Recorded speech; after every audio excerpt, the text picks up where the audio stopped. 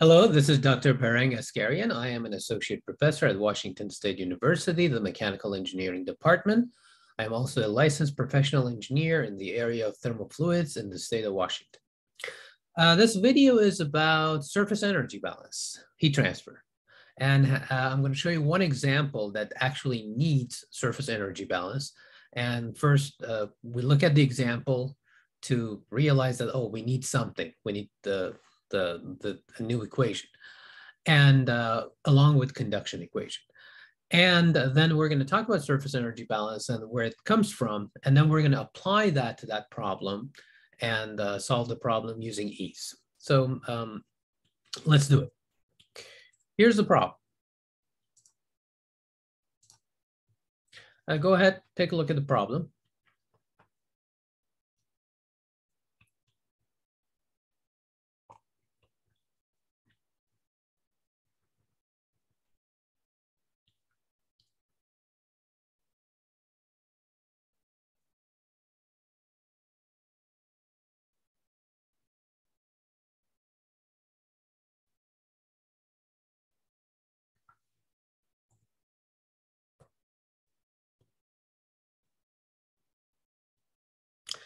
Okay, so what we are after for this problem, it says there is a house that has a roof and it's winter and there's clear sky. When you have clear sky, radiation is more, in this case. You cannot ignore radiation.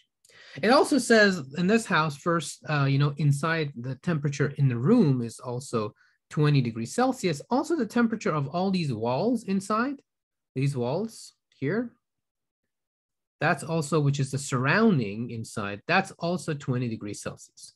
It could be different.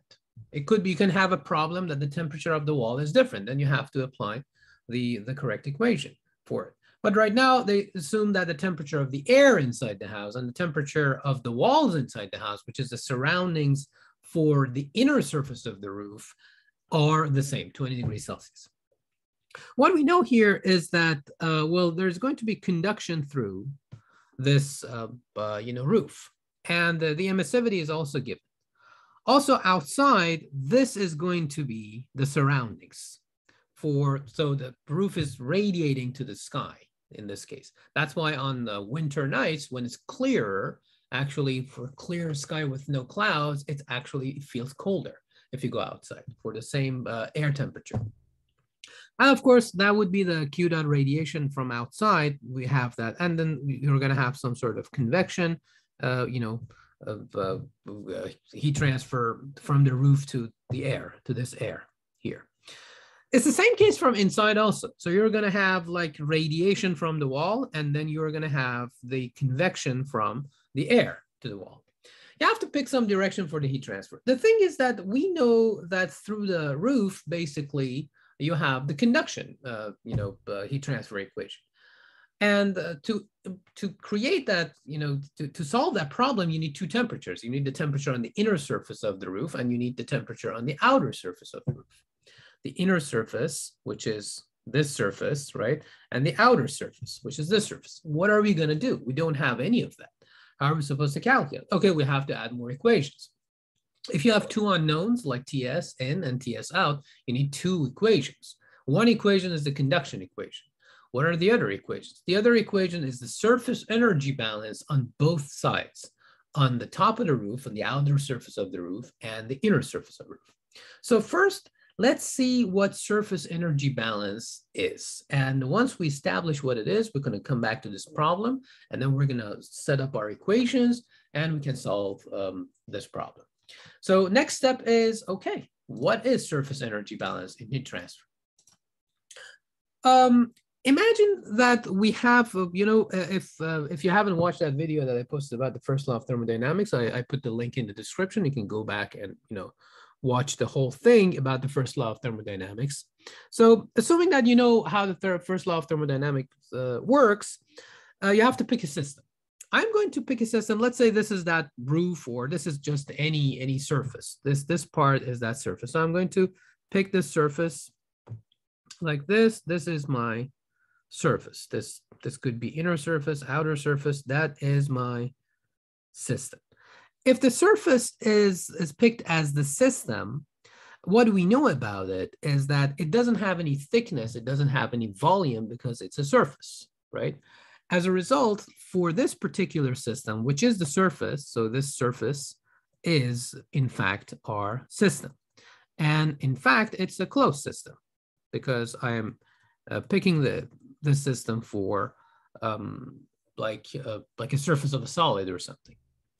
If it's a closed system, it's just a surface and it's a plane system, this system doesn't have a mass because it's just a surface. That's it.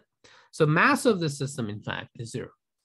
If we apply the first law of thermodynamics for a closed system, and again, if you have forgotten that, you can go back to that video. I put the link in the description. I explained the first law of thermodynamics completely from the beginning to the end and how it is derived for open systems, closed system, everything. So for a closed system, first law, if you write it, for a closed system, what I have is q dot net minus w dot net equals dE system dt. That's the case. All right, cool. Well, obviously, the system is not doing any work. The boundaries are not moving. So there is no w net, nothing. And here's the deal. Because the mass of the system is 0, the system can't store any form of energy in it because the mass of the system is 0. Why? Because E of the system, in fact, if you want to show the energy of the system, right? E of the system is the mass of the system times the lowercase form of energy of the system, joules per kilogram, right? This version, this has the unit of joules per kilogram. This has the unit of joules, in fact. If the mass of the system is 0, E of the system has to be 0. As a result, this term becomes 0. So what you end up with the first law of thermodynamics is q dot net equals 0. And q dot net, by definition, is basically q dot in minus q dot out equals 0. So the surface energy balance requires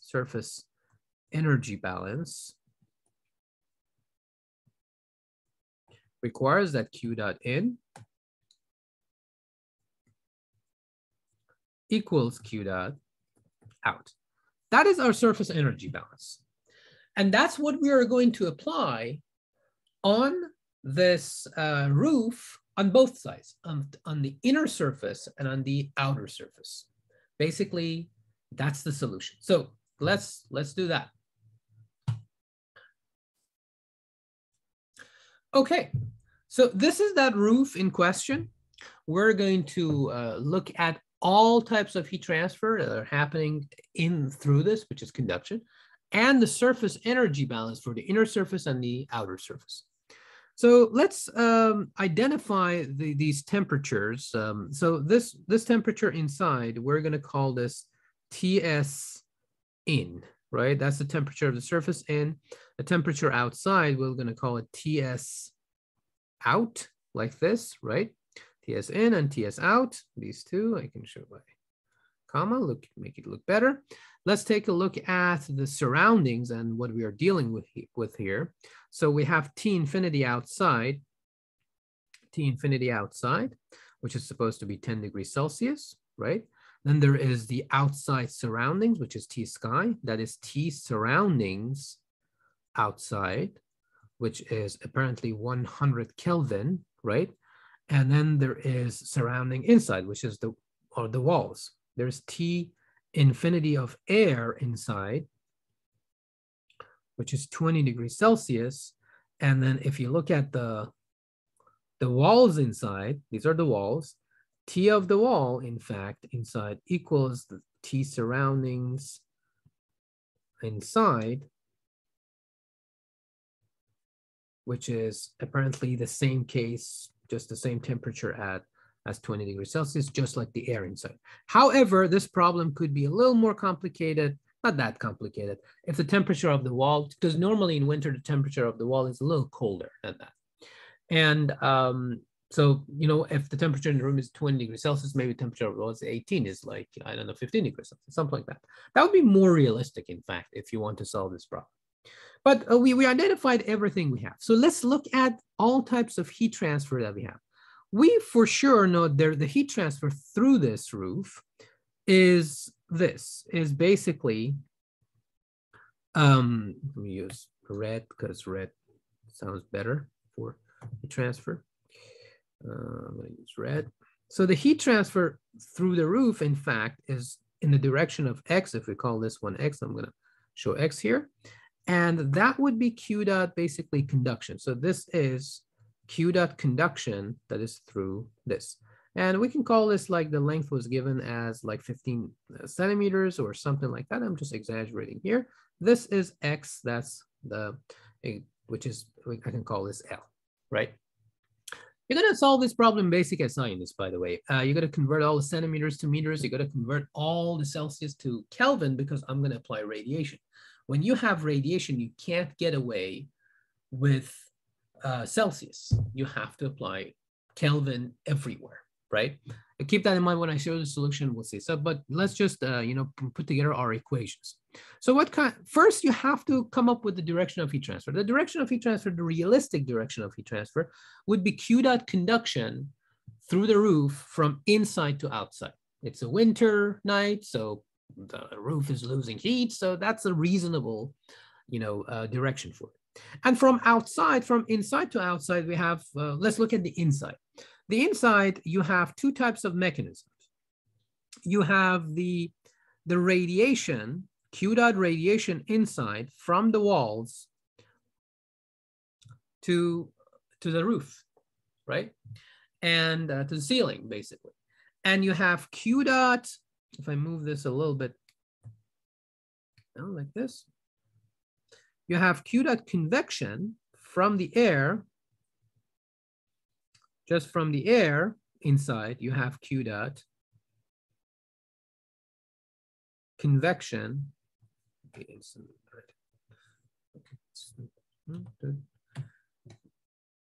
Let's try it there. Q dot convection in, like this. You have Q dot convection from this. Is it correct? Maybe, do you think the temperature of the roof is going to be colder than the temperature of the walls? Yeah, it's a reasonable, assumption. So in that case, all the radiation would be towards the roof, towards the ceiling from inside, and all the convection would be, it's going in that case. Okay, so that's a reasonable assumption. However, even if you pick the directions of radiation and convection incorrectly, as long as you stick with surface energy balance, Q dot in equals Q dot out, the math is going to take care of it. You're going to end up with the same exact equation, so you don't have to worry about it. On the outside, what should I pick? Okay, well, reasonably, this roof is going to lose some temperature via convection to the air outside. Convection out, like this. That would be Q convection. Now, about the radiation outside, also, I'm 100% sure that there's going to be Q dot radiation like this out to the sky, to the open sky, definitely to 100 Kelvin. The temperature of the outer surface of the roof is not going to be less than 100 Kelvin. 100 Kelvin is very cold, right? So right now, I set up something. Now, here's a question. Later on in this problem, you realize that somehow the temperature of the roof outside, TS out, turns out to be less than the temperature of the air outside because of radiation. But it doesn't cause any problems in our solution, because even if you picked it right now, I picked the direction of convection outside, everything I picked correctly, but the direction of convection outside, which I don't know, I haven't solved the problem. Yes, I already solved the problem, but not when you first see this problem, you don't know, you have to pick a direction. Even if I pick the direction of convection outside incorrectly, which I did apparently, that goes out from the outer surface to the air, that's not going to cause a problem. I will show you how. I will show you why it doesn't matter as long as you stick with the math and your assumptions all the way throughout the process.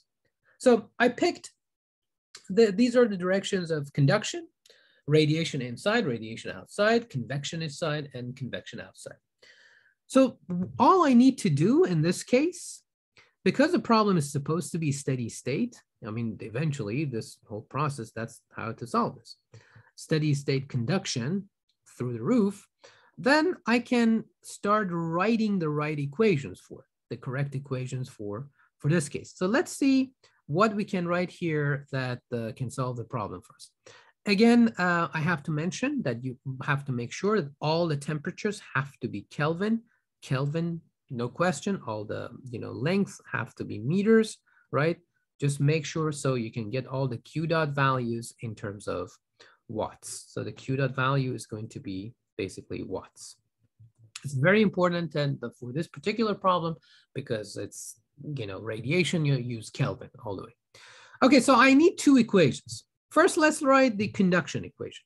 The conduction equation, if I want to write the conduction equation, that conduction equation has to be basically just K, conductivity of the material, which was given in the problem, times the area of the roof, which was given in the problem. No, that's not the problem, times Ts in minus Ts out, right, over L. L is given as 15 centimeters. That's Q dot conduction. Well, this is not an equation yet. This Q dot conduction, I have two unknowns here, so it's not going to work. This Q dot conduction has to be equal to, because it's a steady state, has to be equal to the Q dot that comes in from one side and leaves from the other side, basically, because it's steady state. So, and the area doesn't change, so it has to be exactly the same. So if this is Q dot conduction, the correct way, the first equation I have to write is basically on the inside, this is surface energy balance. Surface energy balance. On the inside, Q dot conduction, Q dot radiation in, plus Q dot convection in equals Q dot conduction. Why? Because on that surface, which is this surface, let me show it with a different color. Let's do green. This is our surface. On this surface, the surface energy balance dictates that Q dot in has to be Q dot out. If you look at this surface, the way that we picked the heat transfer rates, Q dot radiation in and Q dot convection in are going into the surface. And Q dot conduction is leaving the surface. So as a result, when you say Q dot in equals Q dot out, that means these two need to be set equal to each other. Now, you have to write the surface energy balance also for the outer surface. What is the outer surface? Let's take a look at outer surface one more time. This is the outer surface. The way that I picked heat transfer, Q dot conduction, in fact, for the outer surface is going into the surface. So it's Q dot in on the outside. And Q dot convection out and Q dot radiation out are leaving the outer surface. So they are together, they are Q dot out. Okay, so this is how I'm going to write the surface energy balance on the outside. On the outside, we write the surface energy balance. So outside, surface energy balance.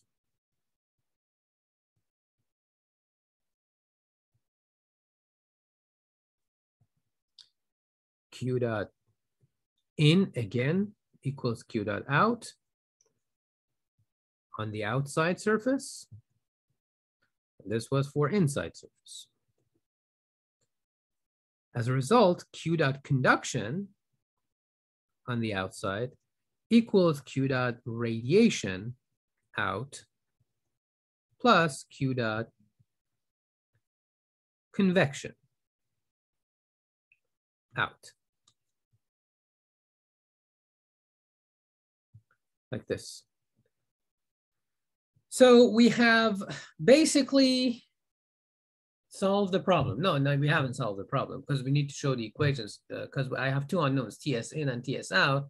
As a result, I can find Q dot conduction and everything else pretty much. I just need to apply the equations, the correct equations for convection, conduction, and radiation. So let's apply those. So I'm going to go to a new page and to be able to apply those equations. Now with the actual values of equations. So let's do this one more time. So this was the surface we were looking at, right? So what's coming in? Q dot radiation is coming in. Then Q dot convection is coming in.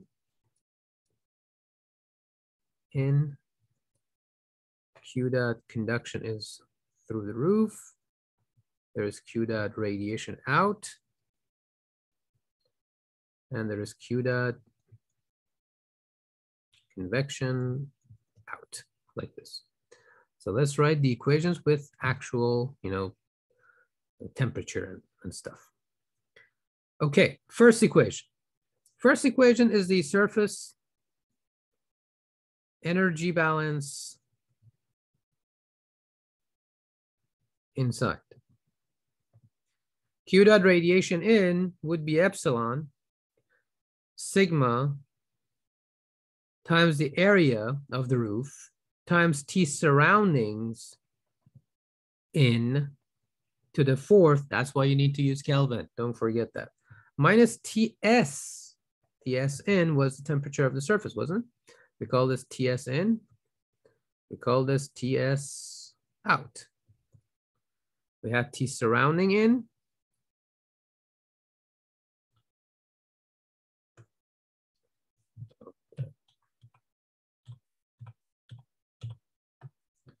T surrounding in, and we had T infinity in.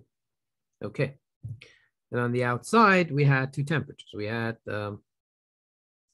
T surroundings this way, T infinity out, and here we had T surroundings out, like this, to the fourth. Okay, plus the convection that is coming in. H inside, whatever H inside that was given. I call it H in because it was H was given in that problem, if you remember.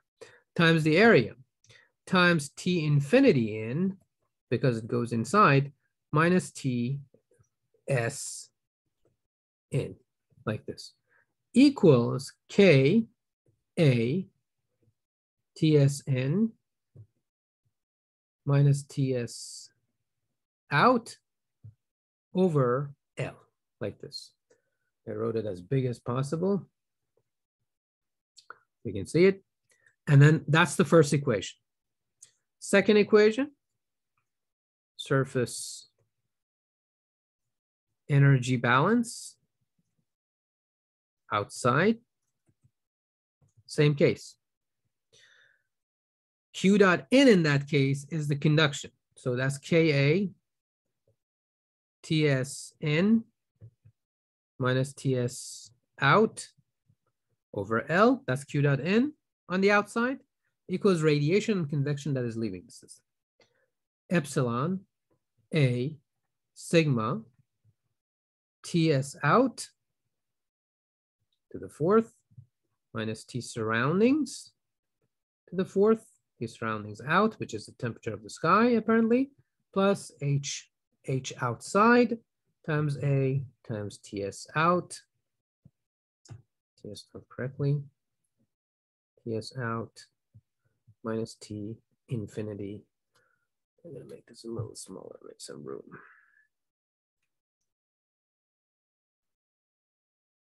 Better. Minus T infinity out, like this. Now, how many equations do I have? I have equation 1, I have equation 2. So I have two equations, two unknowns, TS in and TS out. Once I have TS in and TS out, I can calculate Q dot through the roof, and I have everything I want. Now, there is this question that I asked at the beginning. What if I have picked the direction of radiation? Because first you have to pick direction for conduction, which I did, which is correct. it's winter and inside is 20 degrees Celsius, definitely the house is going to lose heat through the roof. So the direction for conduction is correct. You don't even have to think about it. But what if the direction that I picked for conduction, for radiation and convection outside or inside, what if I pick them incorrect? What's going to happen? I give you one example on one side. Let's do the outside. It's the same case for inside. So you see the equations. You see the equations that I have, right? Even if you pick the direction of convection or radiation incorrectly, you're going to end up with the exact same equations that you can see on the screen right now. How?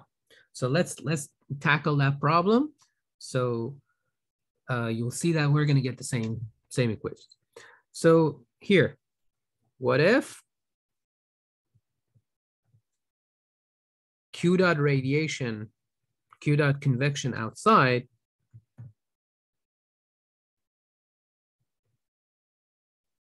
is in the opposite direction, right? That's a question. What does that mean? Let's just take a look at only outside. Okay, outside Q dot conduction is coming in. What you're saying is, you know what? I would say convection, in fact, is like this. That's Q dot convection outside. And radiation is like the same case as before. Q dot radiation out. How is that going to affect my equation? I'm going to show you that you're going to get exactly the same equation, which is this one, again. How? Okay. In this case, if you pick the direction of convection instead of leaving, you pick the opposite direction that is going into the surface, then that's going to change the equation of convection. Then in this case, what you realize is, okay, the surface energy balance, let's write it again. Surface energy balance for outside. Again, it's supposed to be Q dot in equals Q dot out. What would be Q dot in this case? Whoa, look at that. Q dot in would be these two. These two will constitute Q dot in for that surface. Remember, this is our surface, right? So Q dot conduction goes in and Q dot convection also goes in, right? Okay, well, let's just write it. Then Q dot in becomes Q dot conduction plus Q dot convection outside equals Q dot radiation outside. But wait a minute. If I pick the direction of convection this way, Q dot convection is not going to have the same equation as I showed here. It's not going to be the same equation as here. This is what I showed you here, because I assume convection is leaving the surface. If it's going into the surface, its equation would be different. It would be, in fact, this equation. Let me move this a little bit here, make some room. I can probably even just get rid of this. Q dot, no. Let's just write it here. Q dot convection outside will be H outside times A times T infinity outside minus TS outside, which is the opposite of what we saw here. It's the opposite of this. It's like you multiplied that guy, this guy here. Again, let me show you one more time. If it's like you multiplied this term by -1 because you assume it's going into the surface. So it's going to change that equation. Okay, sure. If it changes the equation by applying the new surface energy balance, which is this thing, let's see what we get. We get this. We get K, A, TS in minus TS out over L plus H out A T infinity out minus Ts out equals Q dot radiation.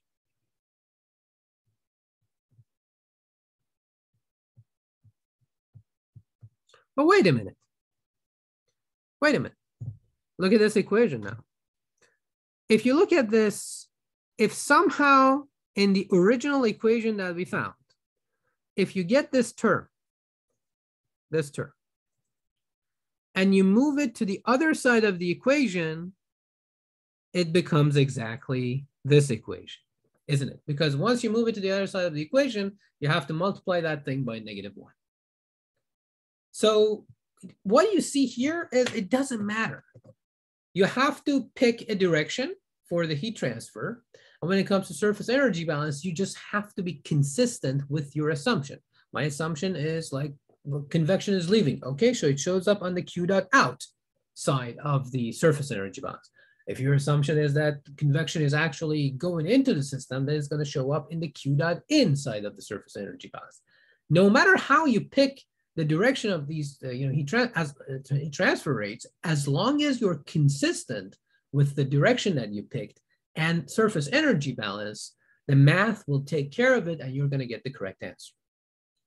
What you will see about this particular problem is very interesting, that because the radiation is so high, because it's a clear sky, the roof loses a lot of heat through radiation, that its temperature outside becomes, in fact, less than the temperature of air outside, and the direction of heat transfer will become towards the surface.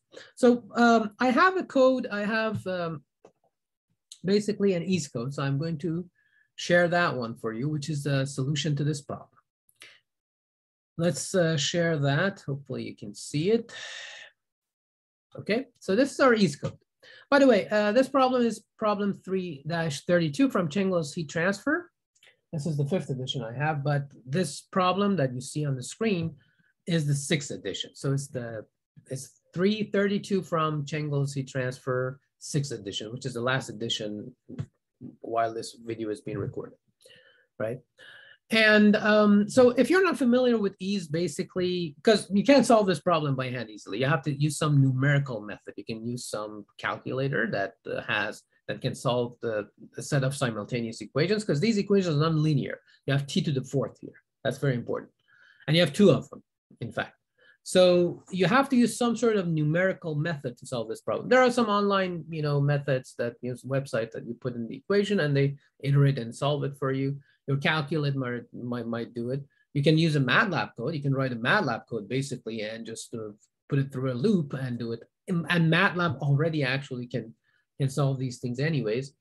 So there are different ways to use any numerical method that you know of to solve a set of simultaneous equations that are not linear. Use that and you can get the answer.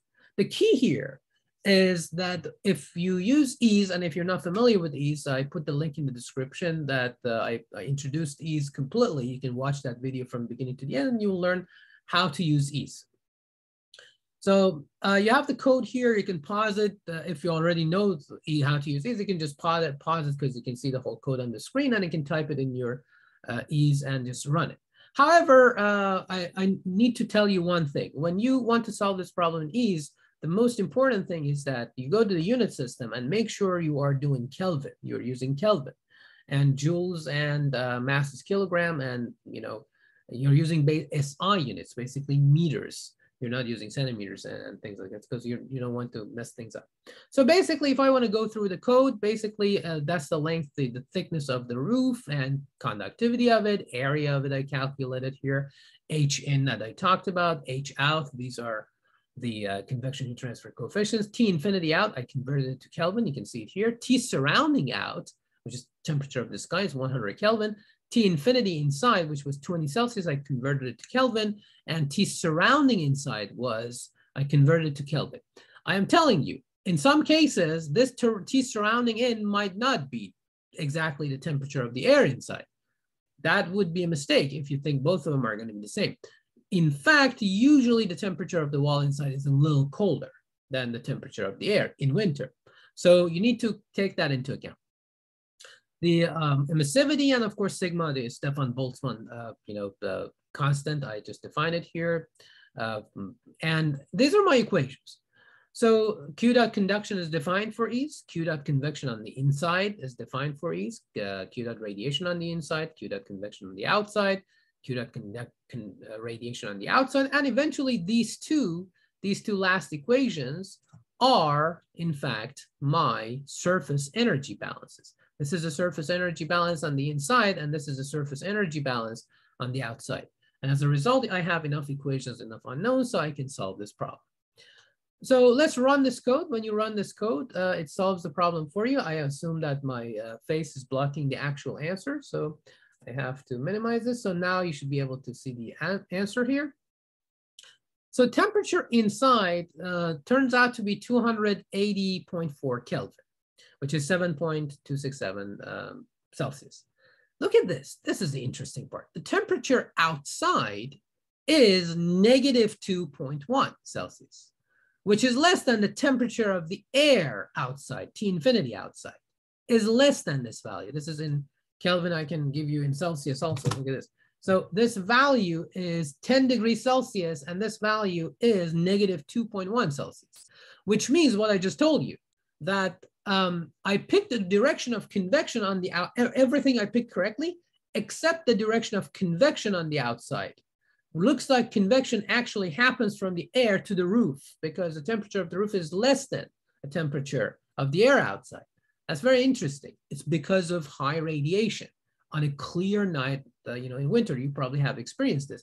If it's the air temperature outside is the same in winter and it's cloudy, you go out, you feel some rate of heat transfer. If it's the same temperature air outside, but it's open, clear sky, you feel colder. What's going on? For the air temperature is the same. There is more radiation to the sky. So that's very interesting. But it doesn't matter. It doesn't matter. The problem was solved correctly. I picked the direction of heat transfer outside convection incorrectly, but I got the correct value. The only thing that you can notice here is, oh, look at this. Q dot convection outside was calculated negative. What does that mean? It means Q dot convection outside is in the opposite direction that you picked at the beginning of solving this problem. Okay, no problem. I know that, but the value is correct. So this is how you solve this particular problem. So this was it was problem 3-32 from Cengel's heat transfer, the 6th edition. And hope this helped you with the concept of surface energy balance in heat transfer. And if you want to know more about the first law of thermodynamics and how to use EES, I put 2 links in the description that I explained both of them completely. You can watch those videos. And so make sure you subscribe to this channel, because I try to upload videos in the area of thermal fluids on a regular basis. Thank you very much and have a wonderful day.